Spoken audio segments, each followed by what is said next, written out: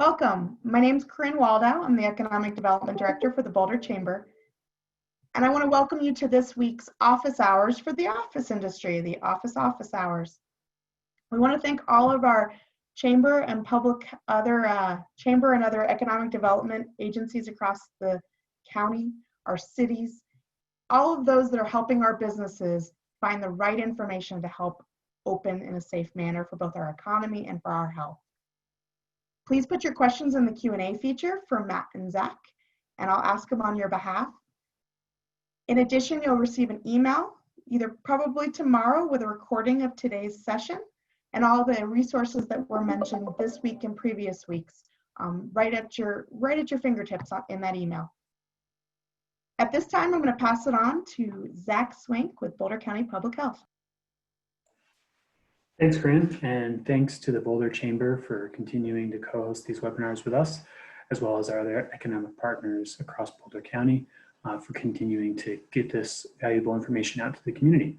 So today we are covering updates about Safer at Home, resources to support you, and we'll have plenty of time for your Q&A as always. A bit of a timeline. So last week, Boulder County extended our face covering order.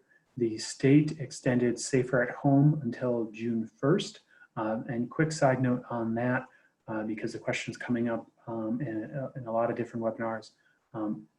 These extensions, particularly for the state's order, now it's been extended to June 1st. It would be a mistake to think that on June 1st, the order may go away entirely and we'd be back to where we were in January or February of this year. Until we have effective treatment or a vaccine for COVID, we're going to continue to need to be under some restriction. And so these dates that get set out into the future, when the orders expire, do not think about them as expiring, but just the date at which there's going to be changes to the order and a new order will go into its place. On the 25th, private campsites were opened up. Yesterday, restaurants were able to open up at 50% capacity. We're looking forward to day camps and youth sport camps on June 1st. And then again, June 1st is when the current Safer at Home order expires. But we will expect an update and just changes to the order and find out what conditions we'll be under for June. So long term, as I said, expect these, Safer at Home order to continue to evolve. At some point it's probably be called something different, but until we have a vaccine or treatment, there will need to be continued protocols in place in order to prevent, a rapid increase in transmission of COVID-19, and that is going to be, for the coming months. It's not, come June, come July, this will all be over. This will be with us for some time. As a friendly reminder, COVID-19 is still just as contagious as it has been. So it's critical to continue to stay home as much as possible, wear your face covering, and follow the protocols and requirements of these orders. The thing that we all want to avoid is behavior or practices that result in increased rates of transmission in the community and having to step backwards into a more restrictive order. Having to go back to a stay-at-home order is not a situation that anybody wants to be in. And so it's critical that, because, we're just changing our response of how we're dealing with, this highly contagious disease. That does not mean that we should let down our guard and, relax our practices. And I want to thank everyone for the feedback that they provided on the face covering order to our survey last week. We received almost 400 responses, and those responses informed our decision to extend our face covering order, when we'll share out some of the feedback that you gave to us. So in general, businesses reported that customers were pretty good about maintaining physical distancing. Some even reporting that they were great, maintaining it nearly 100% of the time. But there's definitely still room for improvement here, and that's where you all come in, with your signage, with your education to your employees, and any customers that may be visiting your office, encouraging them not to congregate. Having the one-way flow. I recently refinanced my mortgage, and the mortgage office had a flow to enter through the lobby and go through this door and then exit through that one. Those types of things are important and do matter. We're pleased to see that in general, folks found that the face covering order struck the right balance between protecting public health and not being too onerous. And we're also pleased to see that in general, on average, I should say, that businesses reported that 92% of customers were complying with the face covering order.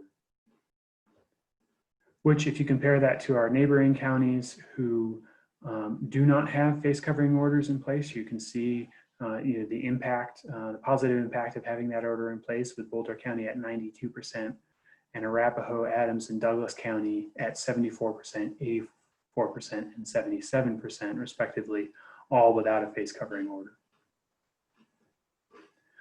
And the real impact that we care about here is how is that impacting the rates of new cases. So here's a graphic of new cases per 100,000 people over the last 2 weeks, and you can see Boulder, Larimer, and Denver counties all have face covering orders in effect, and particularly in Boulder and Larimer County, Front Range, Metro Denver counties, we're seeing very different rates of transmission than some of our peer counties in Jefferson or Broomfield or Adams or Arapahoe. And while some of that we attribute to having the face covering order in effect, we also attribute that to the excellent practices of our businesses and community members in following the guidelines. And with that, I will turn it over to my colleague, Matt Hannon, who is the lead liaison for the office sector. Great. Thank you, Zach. Good afternoon, everybody. I know a few of you have been on this call before, a lot of new faces as well, so I'm going to kind of go over everything. So if you've been on the call before, it might seem a little repetitive, but I think it's still a good refresher. I'm going to point out a lot of great resources as well for office-based businesses. So quickly going over the face covering orders, you should really bring a face covering with you wherever you go outside of your residence. Obviously, your office-based business is included in that. A lot of field work, so that could be, if your office is related to the retail industry or field services, restaurants, anywhere outside of the office should also, you should also bring that face mask. Daily chores as well, so it's not just restricted to just your work life. If you're going to the grocery store, restaurants reopening, yesterday was obviously big news. So anywhere outside of your residence should have a face mask. There aren't really any new updates over the last 2.5 to 3 weeks since the Safer at Home order took effect for office-based businesses. Obviously, there have been some huge updates with in respect to restaurants, in respect to some other industries, but there hasn't been anything too significant in terms of office-based businesses. For those of you that are new to the call, though, I'm going to quickly go through just some of the guidelines and orders that are in place for office-based businesses. So one of the big ones is that 50% max capacity, which hopefully most of you have been following for the last few weeks. That means if you have, normally would have 100 people in your office, you're down to 50. If you usually have 20 in your office, you're down to 10. That's a max capacity. So if you're still able to operate with only 20 or 30 or 40% of your employees coming to the office, that's preferable. Hopefully they're able to do that now that we're 2.5 months or so into our general working at home. Having good signage around the office and sending email reminders or just general reminders around to the office is always a good practice. Frequent cleaning as well. There's not really a exact definition in terms of frequent cleaning, but I usually suggest, if an office had their building cleaned once a day, maybe you up that to 2 or 3 times a day, and really focus on those high touch surfaces. So that would be doorknobs, faucets, if you have a break room, the handle to the refrigerator or coffee pot, maybe a printer area. There's a central printer that everyone uses. You really want to do a great job of cleaning those really every time somebody goes and uses any of those items. So that could mean also providing your employees with cleaning materials as well. Temperature checks, that's something that smaller offices with less than 25 employees coming in can do at home just to make sure that they don't have any type of symptoms, whether it's COVID related or not. And then the larger offices doing on-site temperature checks when employees arrive in the morning. Checklists are great to have. I'm going to show you a little bit more about those in a few minutes. But the state and the county have a checklist to go through that lists a lot of what I'm discussing right now that are really good reminders to make sure that you're doing things every day that you should be doing. Having a coordinator, so maybe a COVID coordinator, I call them. That could be somebody that's office manager in the HR department, just somebody that's really kind of the go-to and is making sure that the signs are up, can answer any kind of frequently asked questions about proper protocol, is making sure that people are properly wearing their masks and social distancing. So having someone that's kind of the point person, or does the temperature checks as well in the morning for those larger offices. As I just mentioned, mask use is included in office-based businesses.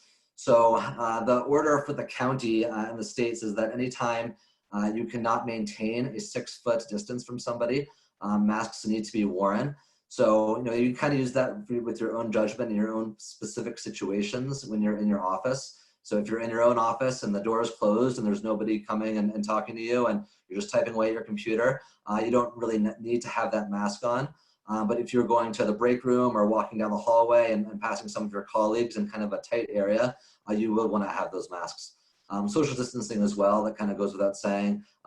Grocery store, office, out on the trails, you want to maintain that 6-foot minimum distance.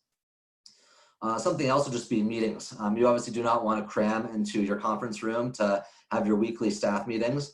If you can have those meetings either online or outside with the beautiful weather that we have this time of year, that's certainly preferable. And then keeping doors open as well. So if you have an office with 2 doors, I'd suggest having one door being marked as an entryway and the other as an exit. That way people aren't kind of cramming by each other as they go through those doors. And then proper ventilation as well. If you have an HVAC system, make sure that which most offices certainly do, you want to make sure you have clean filters and that air is really moving pretty well throughout the facility. So a few common Q&A that I've received from a number of different businesses.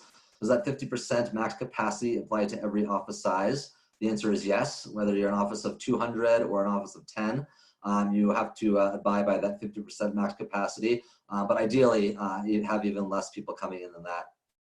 Are homemade masks okay?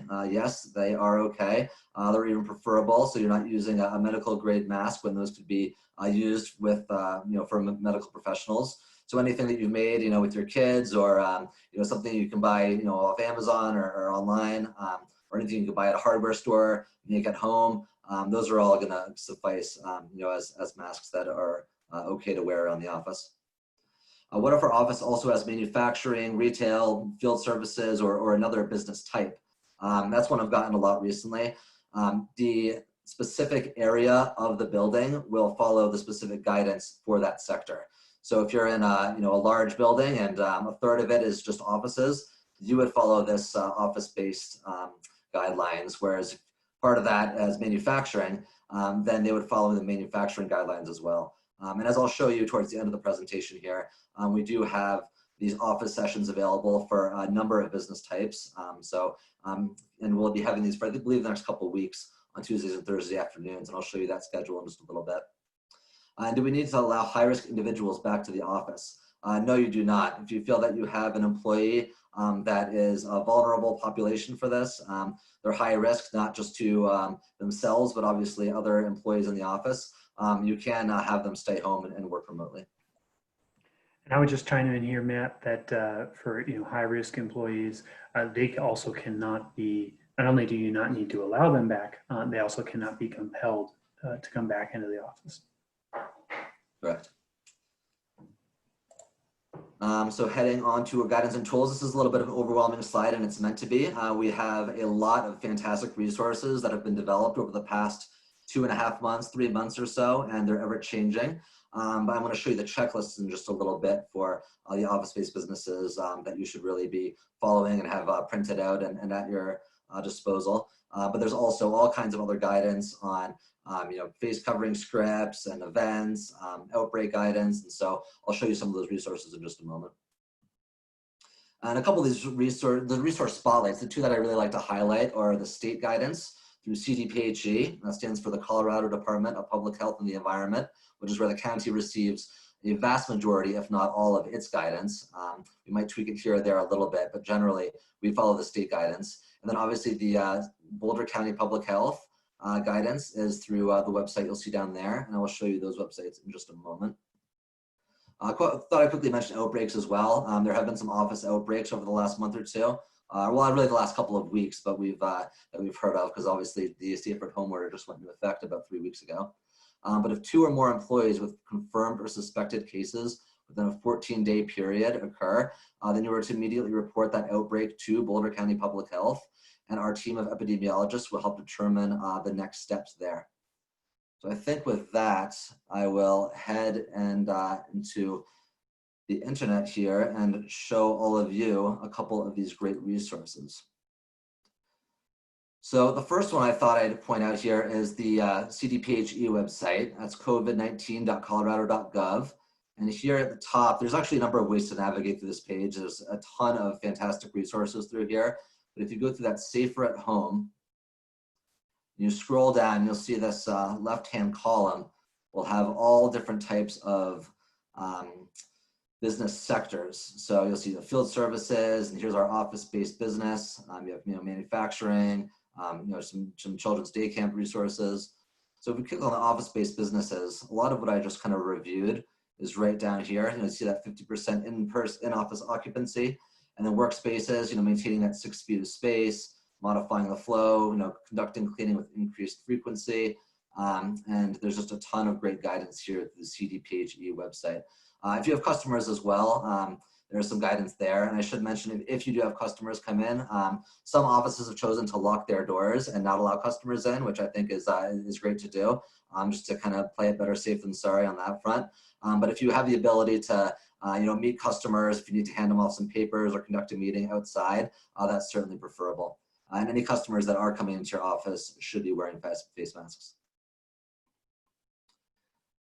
And so with that, I thought I'd actually show you as well. This is the CDPHE outbreak report form. So if you do have an outbreak at your office, it's a 3-page form. This first page is some great information on the criteria and how to fill it out. And then you'll have 2 pages just to fill out some information so that our team of epidemiologists knows where to start, and they'll work with you really closely on figuring out the next steps for your specific situation. So with that, I'm going to head to the Boulder County website, and a lot of the information here, if not all of it, really mirrors that of the state. We're following the guidance there. There might be a couple little differences here and there, maybe a little bit more strict in terms of some of the guidance, like face mask wearing. But in terms of a lot of the updates and orders, you'll find all that information here. So you'll see the updates. Now, this is obviously updated on a daily basis, if not more. So you have the new public updates up there. And there's everything from illness and recovery summaries, healthcare providers. And then if you scroll down a little bit more, you'll see this Boulder County guidance and tools. This is where a lot of really helpful resources are housed. So you'll see, some of this might not be too relevant, heading towards graduation ceremonies, for example, but there's PPE guidance and resources, cleaning products, event guidance, because a lot of offices do host events from time to time. And these checklists I really wanted to point out. So if you head down to the checklist, you'll see the Safer at Home checklist for office-based businesses. When we go into that, this is, as I said, mirrors the state checklist as well. And this is obviously all office-based businesses are included in this. And there's some great workplace requirements that I just kind of went over previously, employee-related requirements. Some fantastic resources as well through the CDC recommendations and some cleaning guide through CDPHE. And this last page is really just a nice kind of summary. So workplace requirements, what employees should be doing, and what to make sure your employees are doing properly. and then customer requirements if applicable, and a few more resources down there.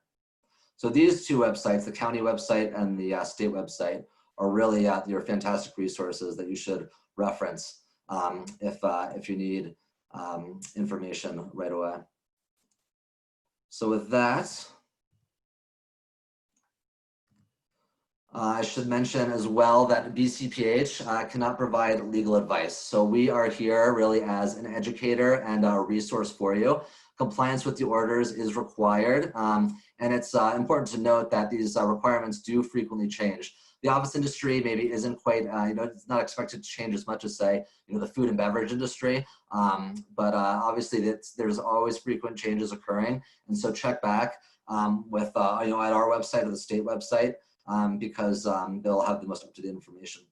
We're working to support you, as I mentioned. We can't provide legal guidance, but we can certainly provide education and provide you with the resources that you need to operate your office efficiently and in a healthy manner. And any additional questions you might have about compliance that we can't answer, we do ask that you contact an attorney because we cannot provide that legal advice. So those top two bullets you see up there are really your top two websites for information, the county website and the state website. A lot of the same similar information on both, but fantastic resource for checklists, guidelines, not just related to the business world, but also to your day-to-day life. EnergizeColorado.com is a great place, a great website for information on personal protective equipment, or PPE. As a business, you are required to provide personal protective equipment to your employees. Obviously, a lot of folks will bring in their own masks, and that's totally fine. But if someone doesn't have their own mask or gloves, depending on the industry, then you would need to provide that to them. And that's a great website that has some great resources on where to obtain a lot of that personal protective equipment. Obviously, your chambers of commerce, that's been fantastic setting up these webinars, are a great source of information. But also, small business development centers, your industry associations, licensing agencies, and finally, your specific cities or municipalities should have a lot of this information as well. And you've probably noticed over the last week or two, some of the towns and cities here in Boulder County, such as Louisville, Lafayette, Erie, Superior, they've adopted more strict mask requirements for entering businesses. So you will want to check in with your local municipalities as well. As I mentioned earlier, we do have office hours sessions every Tuesday and Thursday afternoons, depending on the sector. As you can see, this is the last one of the week, which is our office-based businesses. But offices do span a wide variety of sectors. So if you also work in food service industry, you'd want to join Tuesdays at 1. For anything relating to recreation or healthcare, personal services, that's also on Tuesday afternoon. Manufacturing and retail are Thursdays, and we've recently added hospitality as well. That one just wrapped up, but these recordings are also available online from the past webinars. I should also say that if you have any Spanish speakers, we do have weekly Wednesday evening Spanish sessions, and you can sign up for those as well. So with that, I don't want to take up too much more time. I want to leave plenty of time for questions. So if you do want to contact us, however, covidbiz@bouldercounty.org is where you can send all of your questions, comments, suggestions. We look at all of those emails and we will have someone respond to you, usually within 24 hours, if not 48 hours. We also have a call center open from 9 a.m. till 5 p.m. Monday to Friday. And you can reach us at 720-776-0822. So anything that you might think we may be able to help with, feel free to reach out there, and we'll reach out with somebody in a one-on-one situation to provide you the information that you may need. Thank you, Matt. So we have one question that came in, and that's, do you expect any changes to recommendations for offices on June 1st? We can't say for sure. That's really something that we're following up with the state guidance. Offices, I'm not expecting anything too significant. I wouldn't think that there'd be any major changes.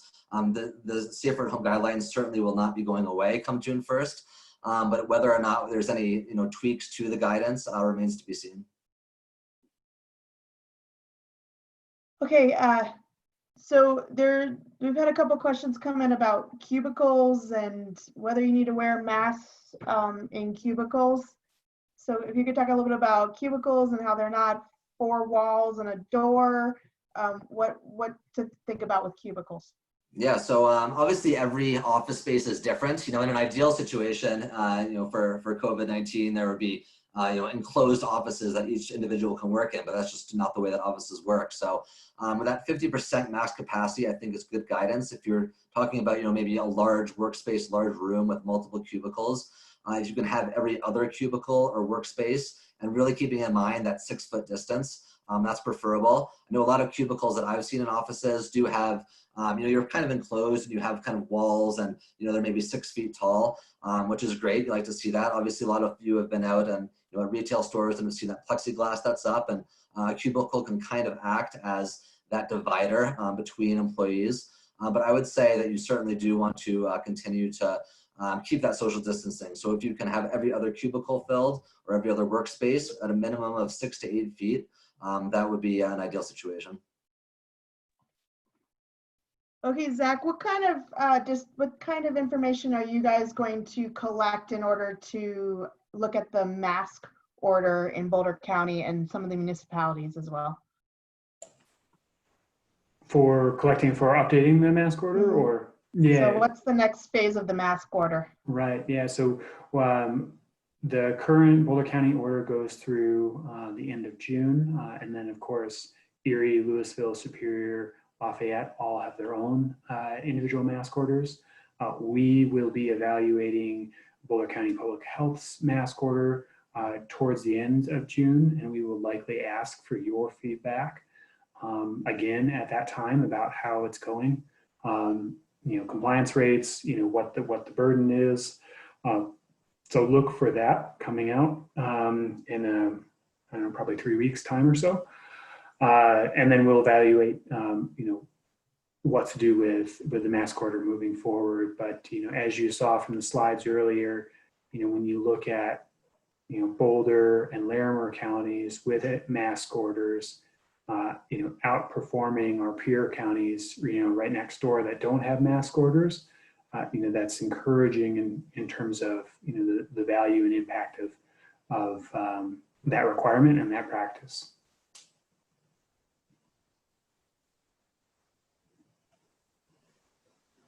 Oh, Corinne, I finally get to do this to you. I'm you on were mute. Muted. She's so good. This never happens to her. So we've heard about some offices whose employees are a little nervous about coming back. What are some ways that an employer or management or anybody can communicate with employees about the practices that you detailed out today? Yeah, so I think that having that coordinator, as I mentioned, and making that checklist really visible and transparent to all employees is important. Obviously there are a lot of very nervous people out there, and a lot of people are very concerned about returning to work, especially in a large office. If you're a 100-person or 200-person office, still returning with 50% max capacity still means you could be seeing or in close proximity to dozens of people a day. So I'd say making sure that all employees are wearing their masks, they're social distancing, you're not having these meetings inside. Folks have been not allowing, as I mentioned, outside customers or clients to come into their office. They've also been closing down break rooms as well, just to really to kind of discourage any type of employee socializing. Encourage employees to eat their lunch outside. And obviously, we at Boulder County Public Health have been receiving a lot of complaints over the last couple of months, and offices are certainly included in that because employees do feel worried. So I should say, if you're not following the correct guidelines, then there's a good chance that we will receive a complaint from an employee, and we do follow up on all of those complaints. So just make sure that you're following the right protocols and that you're transparent with your employees, and hopefully you have the right guidance in place and everything stays safe. And following up on Matt's great answer, I would just underscore transparency builds confidence. Speaking specifically to Boulder County, we're an organization, right? Office-based organization in a lot of respects. 2,000 employees, and the county commissioners, our public health director, our county administrator have all been great about Our HR manager have all been hosting open hours, weekly updates for our staff about, okay, here's what's going on. Here are the steps we're putting in practice. Here's what we see coming up. And, I can speak personally to, the impact that that's had on me as an employee, and my faith and trust in my employer, that they're taking the right steps. And it's also been a great opportunity for, that same sort of Q&A that we're having here now, right? And changes have been made in a result of those conversations. So, I think this is such a critical time to have that transparency with your employees, have those open lines of communication with your employees, and be able to address these concerns head on, rather than trying to mitigate them or push them aside, which is just not going to be an effective practice. We've also had some office and other businesses send out recordings of these webinars with the Q&A to employees so that they can hear firsthand some of the requirements. Because on the other side, if employees think, well, I don't want to wear a mask, or I don't want to do some of these things, understanding the requirements that the business is under the public health orders. That's one of the other things we've heard. Matt, I think I've gotten this question on 4 different webinars today. Drinking fountains, common water pitchers, the Eldorado 5-gallon tank, the self-service, the coffee for the office. What are some of the changes that need to be made in some of those aspects to avoid transmission of the disease? Yeah, so that kind of goes back to that high touch surfaces that I was referring to before. If you have a water fountain or one of those, large 5-gallon, water coolers where everyone needs to, press a button or, flick the little lever down to get their water, that is not a good situation. Those should be taken offline, or maybe put a out of service note on the water fountain. And obviously anything that's in a break room, like refrigerator handles, that kind of thing, should certainly be wiped down very thoroughly, ideally after someone touches it. My normal job is actually in environmental sustainability, where we try to get, water conservation, everything else. But this is one of those kind of unfortunate situations where, maybe having, a single-use plastic water bottle would be, from a health perspective, more preferable than having a reusable bottle. But if you can have one of those, you've probably seen them in the airports, kind of the touchless water bottles or water bottle fillers. That's kind of those gray areas that you can kind of not touch it and have your water bottle filled. But that's, again, that's only if you maybe have that specifically in your office. So I'd say in those situations, maybe try to bring your own, gallon of water and use that as often as you can. We've had businesses, I didn't think about the ice maker or, some of those other areas. Also, the idea that you have a meeting on your calendar. So while you've allowed for social distancing in the meeting room, you might have everybody rushing to that meeting at the last minute and all trying to get in the door at the same time. So just, mindfulness around, where people can collect, even if you have, distancing in the meeting room and some of those other areas. Refrigerators for lunchtime. We have even offices doing shifts for lunches so that not everybody's taking lunch at the same time. Those types of things. Yeah, one other thing that Corinne makes a great point there is that if you do have the ability to maybe stagger shifts as well, the typical office worker goes in from 9 to 5 Monday to Friday, but if folks want to come in earlier and leave earlier, and another shift maybe wants to come in from the afternoon to the evening, or come in on the weekends when the office is less crowded, if you have the ability to allow your employees to do that, we suggest that, just so people can continue to work hard, but at the same time, not all be congregating in the same building at the same time every day. That's obviously just if you have the ability to do so. And in some of the other industries, you recommended keeping shifts together, so the same people coming in, and so that you kind of minimize that between time exposure, and you have the same group of people around each other pretty regularly. Would that be something that office should probably think about if they are doing some of that shifting? I know that from the university standpoint, CU has been talking about, keeping majors together and people in dorms kind of in the same situation. Offices, if you can do that, it's great. I know most people in offices, they want to work, not 9 to 5. But if you're a large office and you have the ability to kind of, pod groups together a little bit and have, some folks come in maybe like a Tuesday to Saturday, or, come in maybe an evening shift from, 2 to 10 versus a morning shift. That would obviously lessen the amount of interactions that individuals all have with each other. If you're a smaller office of 10 or 20 people, it's not really no too big of a deal. But those larger couple 100-person offices, if you have the ability to do that, it could be a good idea. So do we have any other questions out there from anybody on the call? It's funny, we have a lot of people joining these office calls after they've gotten their manufacturing facility, or they've taken care of the, their real estate or some of those other pieces. Now they're realizing they need to open the office component and need to follow the office checklist. So that's why you have different people most of the time on your calls. I'm just checking to make sure we have no more questions. All right. Well, do you guys, either one of you, have any additional information you want to share? I just repeat what I said earlier, and that the state and county websites are just a plethora of information. So if you have any, questions, usually probably 95% of the answers can be found there. If you obviously have a very specific question and a specific situation, I'm happy to discuss one-on-one with you what the best solution might be to your particular situation. Oh, we have a couple questions that came in, Matt. So a small office of 5, do they still need to do temperatures? Yes, I do not need to do official temperature checks when you get to the office, but if you're an office of only 5, then you do need to still do a self-check in the morning. So which basically means, wake up in the morning, make sure you don't have any type of cold or flu symptoms in any way. If you do, certainly stay home, but you should be checking every morning to make sure that you're healthy and good to go.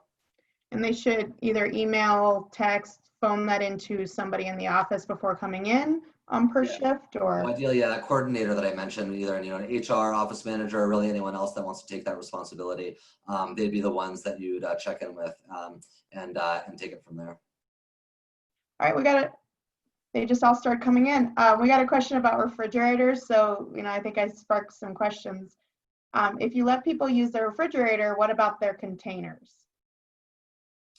Yeah, so there are specific containers. Obviously, if you have, your own Tupperware, you bring your lunch in, you should be the only one touching that Tupperware. But the refrigerator handle is really the only thing that you need to worry about, because everyone's kind of grabbing that same handle. So in that kind of situation, I'd suggest maybe having a specific cleaner with a towel, paper towels right near there, so that every time someone opens the fridge and grabs their lunch, they can wipe down that refrigerator handle. Also wearing gloves, if you can have gloves or disposable gloves or some type of glove and wear that as well, that's certainly helpful. So I know that some offices have done that. You don't need to sit there at your computer and type with your gloves on, but if you're going to be going and grabbing your lunch out of the refrigerator, that's a good time to wear those gloves.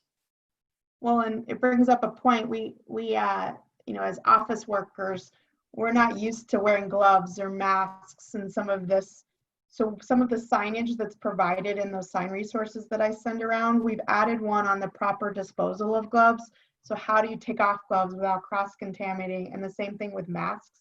So those might be good, especially in those some industries are used to wearing gloves or used to wearing some of this PPE, but office we're not. And so we have some of those sign resources available for you to put around to be able to remind people how to use it. Okay, just making sure there's no more questions. Oh.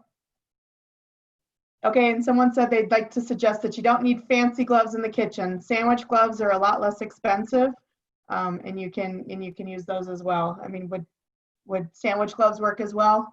Yeah, certainly. Kind of like, face mask coverings. It doesn't need to be a fancy face mask, doesn't need to be fancy gloves.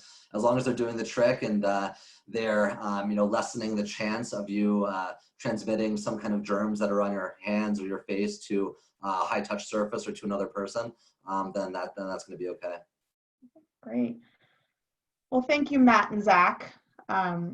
This is the last of the 10 hours of webinars that Boulder County Public Health does each week for different industries, including a Spanish one that's every Wednesday night. We will continue these into the near future.